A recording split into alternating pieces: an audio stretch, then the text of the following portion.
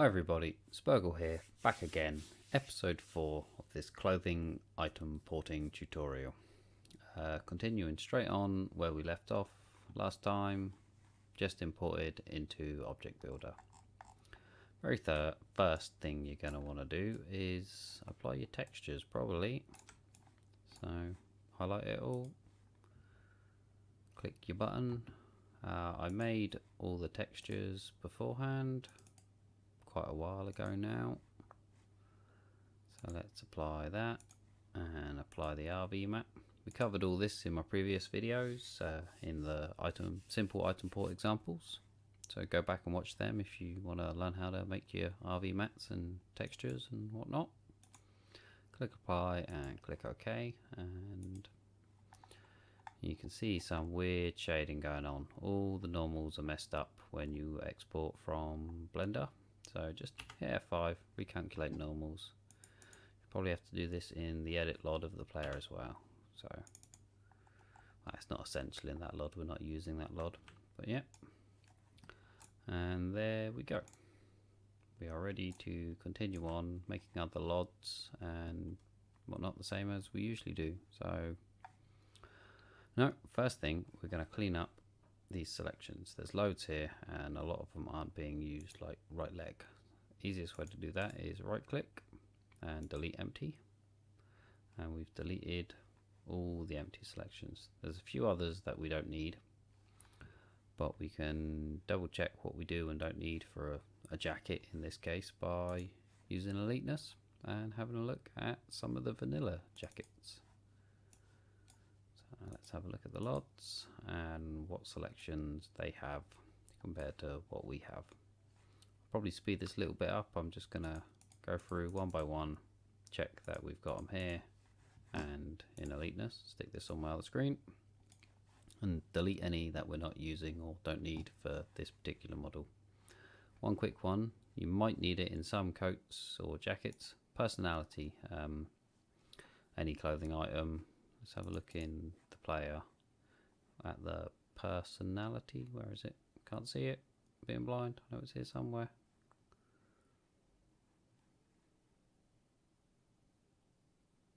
Personality. It's the player's skin. So if you've got, say, a short sleeve t-shirt or shorts or 3/4 lengths and some skin's going to be exposed, you need to include this part of the mesh in your mesh. I may explain this a bit more detail later. I'll do a pair of shorts or include some shorts in one of my example files so you can see what I mean. Anyway, I'm going to speed this up as I go through, clean up any selections we don't need.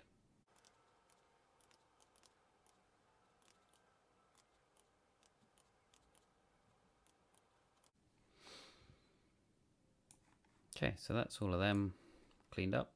Now, same as we've done in the previous videos, we're going to make the other LODs that we require and check our properties as we go. So probably speed this up as well because you've seen it all before, you know.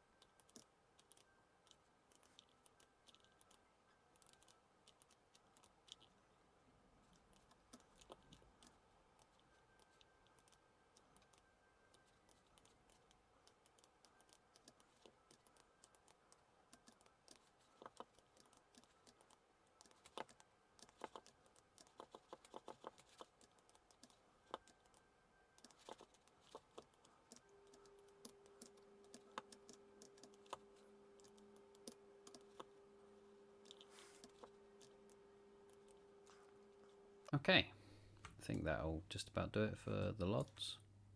Quick run through. Created a view geometry, normal geometry with just the auto center, no mesh.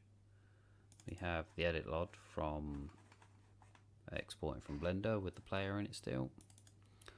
We have the view pilot LOD, which is a clone of the res LOD, and both of these have LOD no shadow and are selections and weights.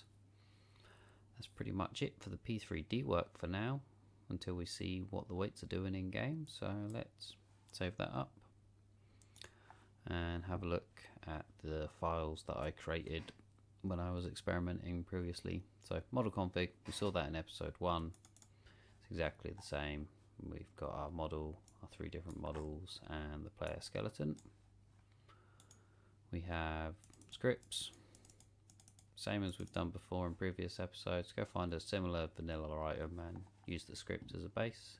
This one's from the leather jacket or the rider jacket. Data, RV mats, SMDIs, you know, we've done it all before in the 3 previous items we've imported. You should be pretty fluent at doing this yourself now. So, and finally config.cpp. Now that's my template from beginners basics. Changed what we needed. Daisy data, scripts and characters, pretty standard.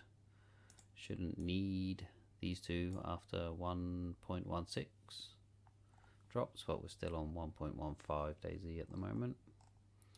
It's all pretty standard up there. And here I've just cloned the rider jacket and given it my class name, different description, display name. I'm still using the rider jacket's ground model because I haven't made one of my own yet. It's just so I can see it in game and pick it up. I've put my RV mats in the damage system and my P3Ds in the clothing types. Our male one is still a blank empty P3D, so a male player will have no jacket, but we've made the female and that's what we're just about to test. So make sure you've saved your P3D and pack and test just like we did all of the previous ones.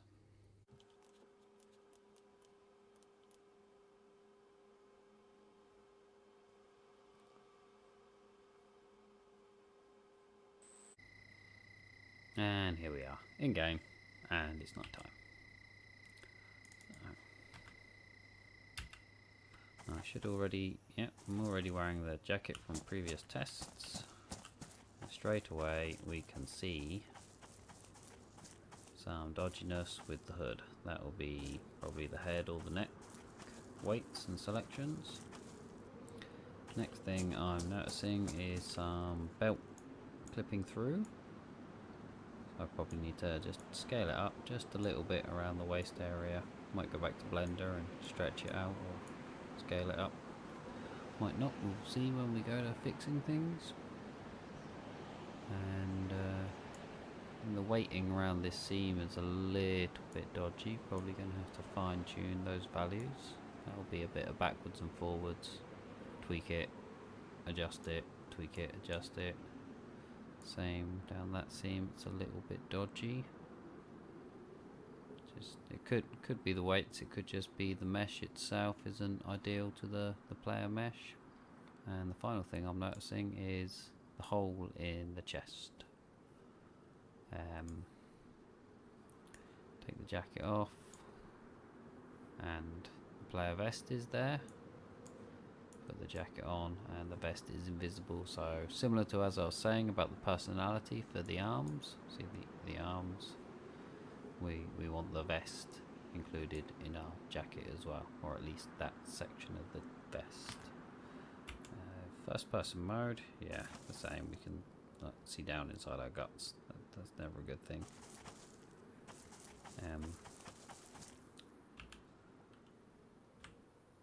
Have a quick look at it. Really, all in all, it's not too bad. I've seen worse, apart from, well, that hood's pretty bad. I think that'll do it for this episode.